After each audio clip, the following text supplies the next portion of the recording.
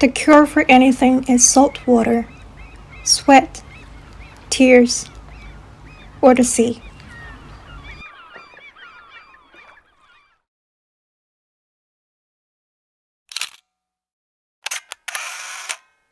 You can proceed whenever you are ready. Sure. I met him in a rainstorm.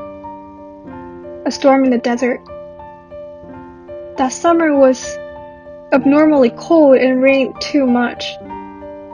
You know where it came from. Not even one drop of rain could land on that ground.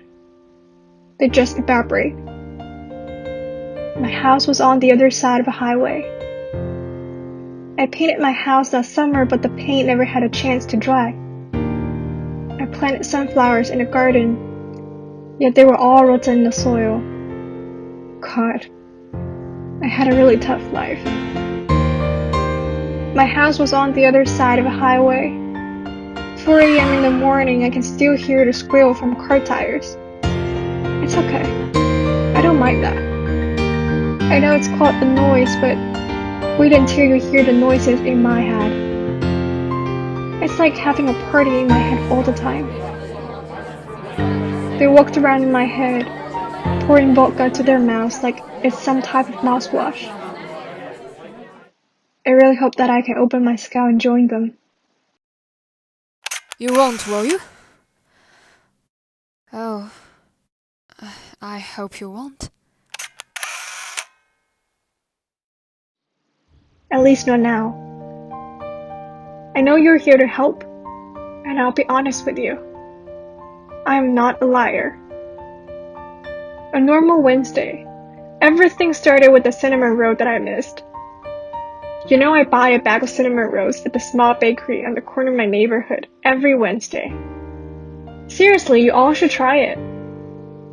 The baker usually makes 200 pieces and I'll go there at 11 o'clock.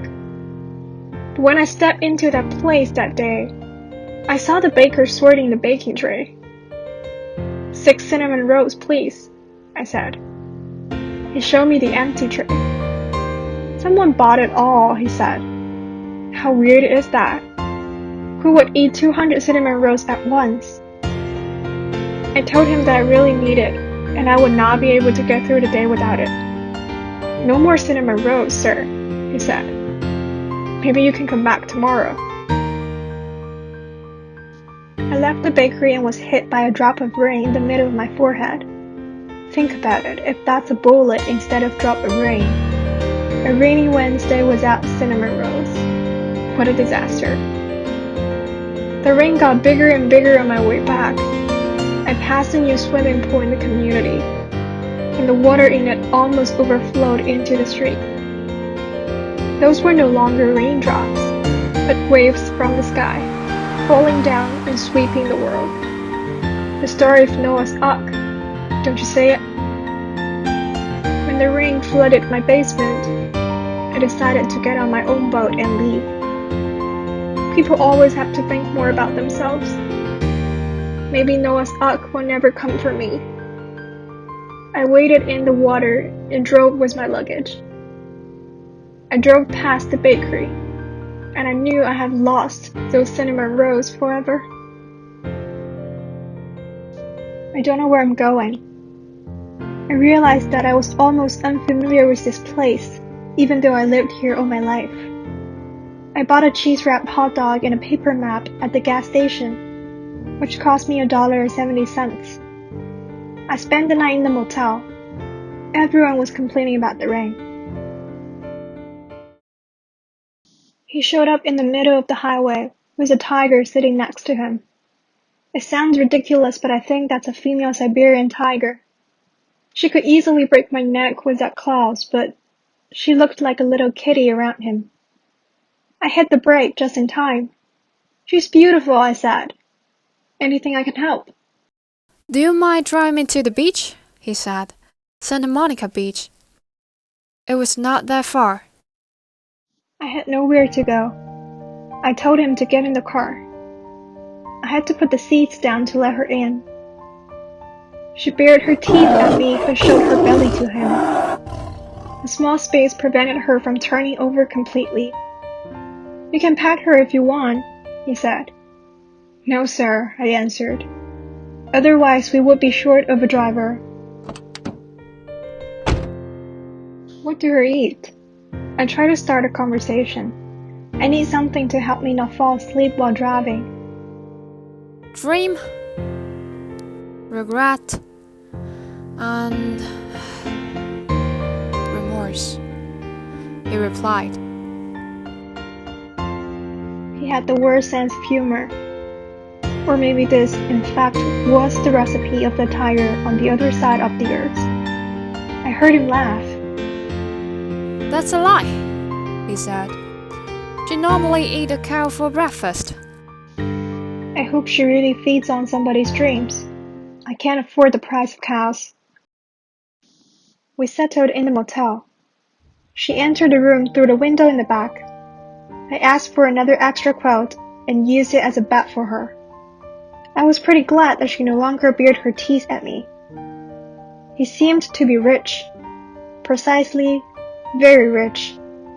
The receptionist told me the room cost $20, an extra $10 for the breakfast. $10, I said surprisingly. I guess nowadays opening a motel is making more money than robbery in the central bank. I actually didn't expect him to pay the bill, but he took a wad of money out of nowhere, like magic. Now the receptionist stared at us, like we were the robbers from the central bank.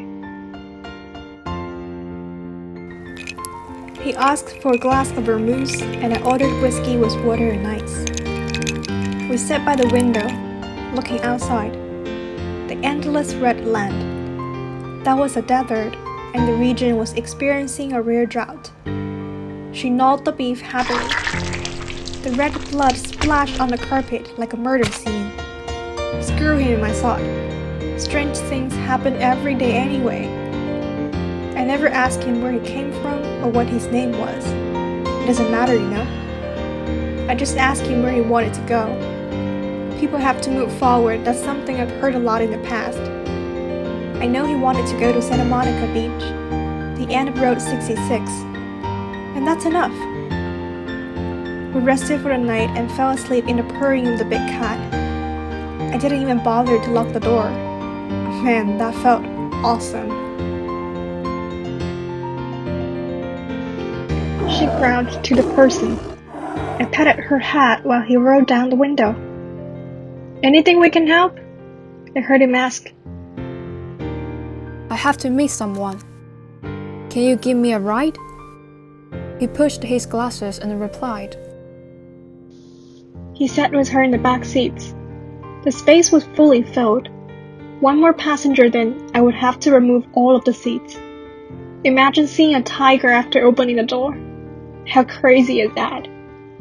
As usual, I didn't ask him for his name. I just simply asked where he's going. "Road 66, he said. What a coincidence. He didn't seem to be carrying anything and just showed up in the middle of the road. That's stranger than having a tiger with you in the desert. I wonder what would happen to him if no one drove by.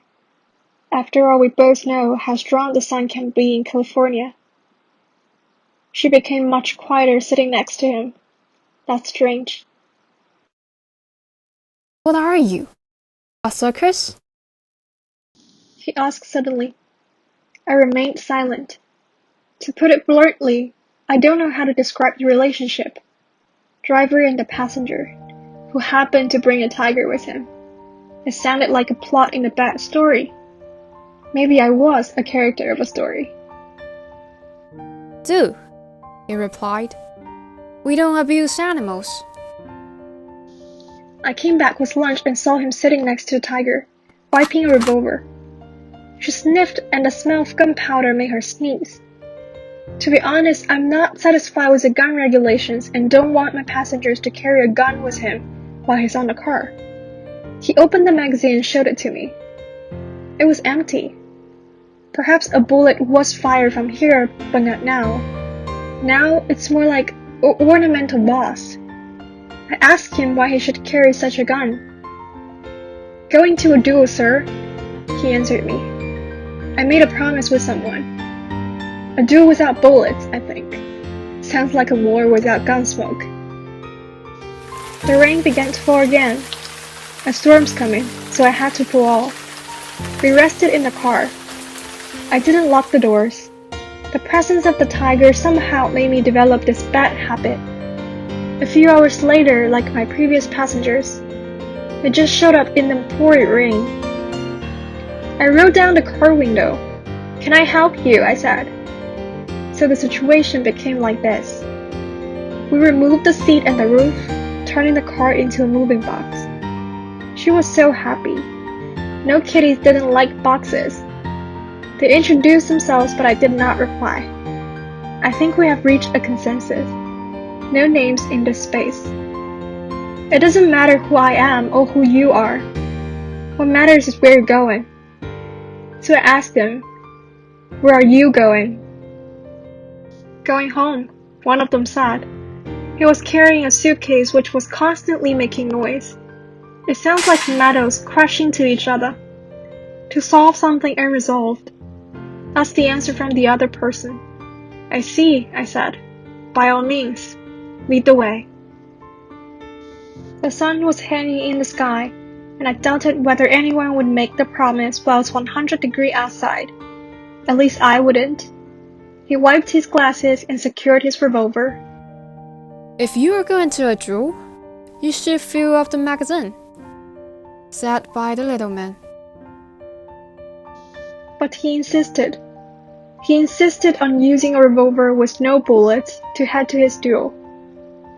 With steaming heat rising from the ground, he walked out with a shiny revolver pinned to his waist. I didn't know who the target of his duel was, nor did I know where they would meet on that road. I didn't even know how they were going to kill each other. But I saluted him. "Good luck," I said. A beautiful villa. That was our second stop. Go home or seek revenge. I didn't know which of them was lying. The taller one got out the car first, and then the other followed. They thanked me and hoped that I could keep their whereabouts concealed. I think I've broken this agreement now. There were all kinds of daisies in a garden, and they stepped on them directly from above. Well, there was only one passenger left. He hadn't spoken for a long time. Now the backseat was spacious enough to allow her to roll back and forth, but the emptiness was making me uncomfortable. We drove widely in the desert with the red sand flying all over the sky. There was a road on the Santa Monica beach that led directly to the pier in the sea. I didn't know why.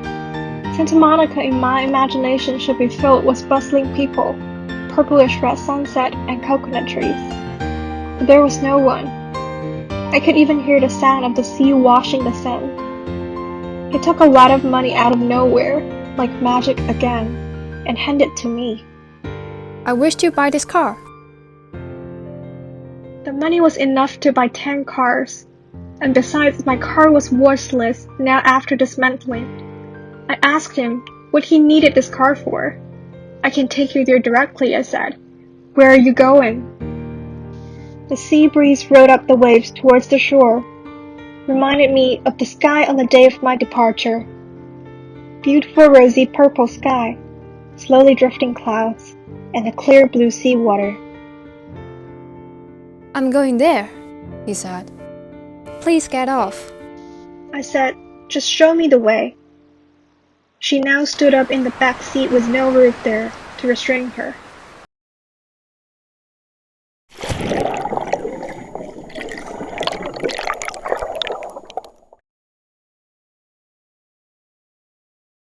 Later, I woke up, and that's the end of my story.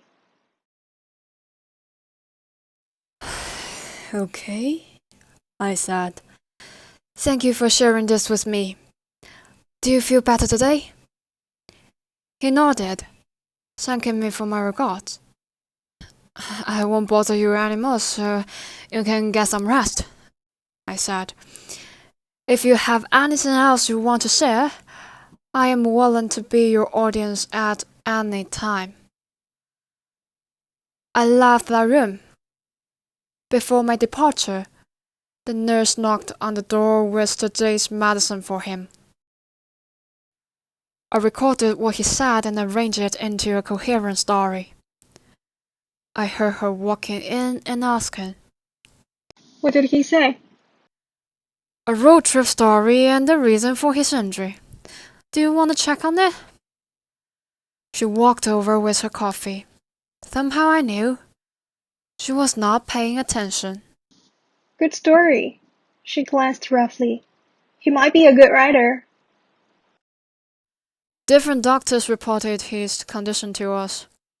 The surgeon has diagnosed his injury. The drowning damaged part of his lungs while the water pressure when the car rushed into the water caused a strong blow to both his head and wrist. The psychologist diagnosed that he currently has a delusional disorder. But so far, they couldn't determine whether it was formed before and after the incident.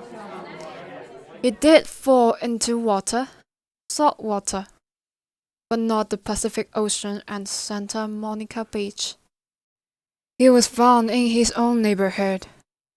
Someone saw a car dash on the street and plunge into the newly built huge swimming pool. The person quickly called the police. By the moment the police arrived, the car had all sunk to the bottom in the swimming pool. A beautiful tabby cat had managed to climb back to the shore somehow. From that car, the rescue team rescued a comatose man.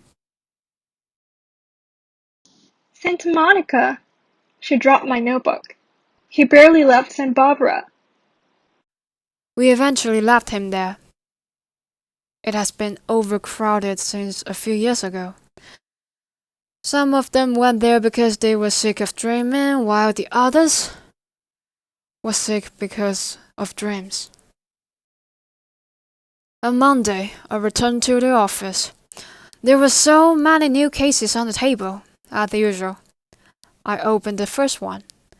There was a firefight on Route 66. Those cowboy movies, I sighed. 2 revolvers have been found, but no bullet heads have been found either from the human bodies or the surroundings.